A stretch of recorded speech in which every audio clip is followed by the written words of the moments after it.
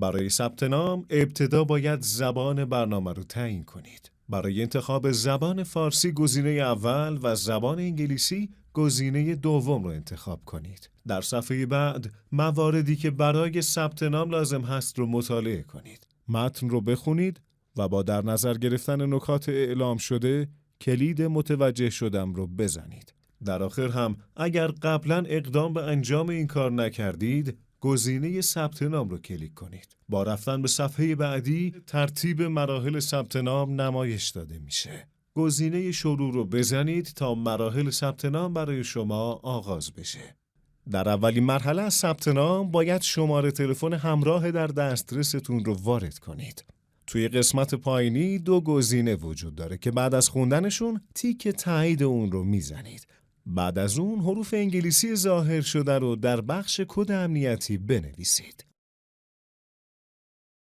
حتما متن قوانین و مقررات رو بخونید تا از قوانین ثبت نام مطلع بشید. در آخر هم دکمه دریافت کد تایید در پایین صفحه رو میزنید تا وارد مرحله بعد بشین و کد تایید براتون ارسال بشه. در گوشه پایین صفحه هم یک آیکون وجود داره برای گفتگوی آنلاین که میتونید سوالاتتون رو اونجا از کارشناسای ما بپرسین. آیکون تایید را بزنید. در این بخش ابتدا باید جنسیت شخص متقاضی رو با تیک زدن گزینه زن یا مرد مشخص و آیکون تایید را بزنید.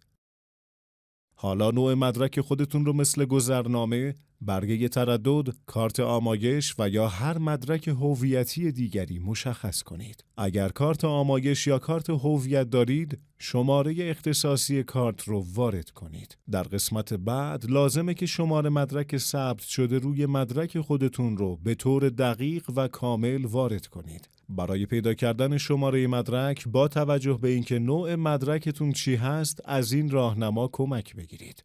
در کارت هویت و کارت آمایش شناسه یکتای چاپ شده در مدرک. در برگه تردد شماره شناسایی چاپ شده در مدرک. در دفترچه پناهندگی شماره کلاسه نوشته شده در مدرک. در دفترچه اقامت ویژه شماره عمودی رنگی چاپ شده کنار تصویر چهره. در صورتی که در مدرک شما تاریخ صدور و انقضا ثبت شده باید اون رو در این بخش وارد کنید. حالا تایید رو بزنید تا وارد بخش بارگذاری مدارک هویتی بشین. در این مرحله ابتدا روی کادر گرفتن عکس ضربه بزنید. حالا مدرک هویتی خودتون رو به صورتی جلوی دوربین قرار بدین که کاملا داخل کادر قرار بگیره. دقت کنید نوشته‌های مدرک شما باید خوانا باشند. اگر اطلاعات مدارک شما 2 صفحه‌ای هست، باید از صفحه دوم هم عکس بگیرید و آیکون تایید را بزنید. در این مرحله در بخش اول باید تابعیت خودتون رو انتخاب کنید. حالا نوبت به وارد کردن اسم شما میرسه.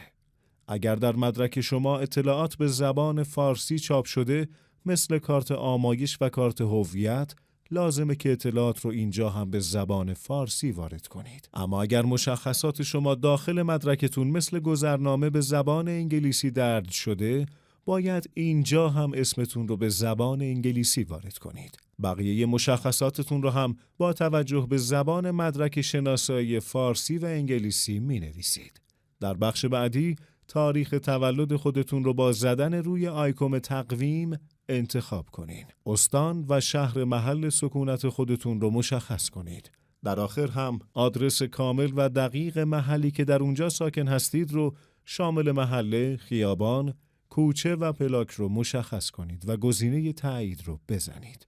در صفحه پیشنمایش مشخصات اطلاعات هویتی که وارد کردید رو بررسی کنید. اگر مشخصات شما مشکلی نداشت، گزینه صحت اطلاعات و دکمه ارسال رو بزنید. بعد از اون پیغامی به شما نمایش داده میشه. متن رو بخونید و با در نظر گرفتن نکات اعلام شده کلید متوجه شدم رو بزنید. بخش احراز هویت. نوبت به عکس گرفتن از چهره‌تون میرسه. در این مرحله دوربین فعال میشه و یک کادر بر روی صفحه ظاهر میشه. باید صورت خودتون رو به طور کامل داخل این دایره قرار بدین. اگر چهره شما کاملا داخل کادر نباشه، کادر قرمز رنگ و دکمه گرفتن عکس غیر فعال میشه و در غیر این صورت به رنگ آبی و دکمه گرفتن فعال میشه. بعد از این دکمه گرفتن عکس رو بزنید. اگر تصویر شما مورد تاییدتون بود، دکمه تایید و ادامه را فشار دهید. با زدن دکمه عکس مجدد، عکس قبلی پاک شده و می توانید عکس جدید بگیرید.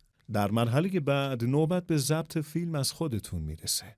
برای ضبط فیلم 2 حالت وجود داره که هر کدوم رو مایل باشین میتونید انتخاب کنید. حالت اول، همزمان با ضبط فیلم جمله‌ای که به شما نمایش داده میشه رو بلند بخونید. حالت دوم، در هنگام ضبط فیلم حرکات دستی که به شما نمایش داده میشه رو با دست راست خودتون انجام بدید. بنابراین به دلخواه خودتون یکی از گزینه‌های خواندن جمله و یا حرکت دست رو انتخاب کنید. مقابل دوربین قرار بگیرید طوری که چهره شما تمام رخ داخل کادر قرار بگیره و دکمه گرفتن ویدیو را بزنید و از خودتون فیلم بگیرید. بعد از اینکه ضبط فیلم به پایان رسید، کلید توقف رو بزنید. با زدن کلید تایید و ادامه به مرحله بعد میرید.